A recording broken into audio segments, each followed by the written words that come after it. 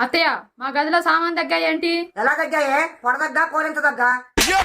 అత్తయ్య సీరియస్, నిజంగానే దగ్గాయి. మరి టాబ్లెట్ వేయక నా దగ్గరకు వచ్చావేంటే? అబ్బో, నెల రోజులు లేకపోయేసరికి మళ్ళీ గొంతు పెంచావే. అంటే వాసిందా అంటే? అయినా ఇన్నాళ్ళు నన్ను వదిలేసి ఎలా ఉన్నావే? నేను వదిలేసి ఉన్నా అత్తయ్య. మరి కొంచెం కూడా బాధ అనిపించలేదా? అనిపించినప్పుడల్లా మా అమ్మ ఐస్ క్రీమ్ కొని పెట్టింది అత్తయ్య. అలా నేను లేకుండా తింటుంటే నీకేమనిపించింది? తీయగా అనిపించింది. నేను ఒక్కసారైనా గుర్తు రాలేదా? దిష్టి బొమ్మను చూసినప్పుడల్లా నువ్వే గుర్తొచ్చావు అత్తయ్య. మరి అలా గుర్తొచ్చినప్పుడు రావాలనిపించలేదా?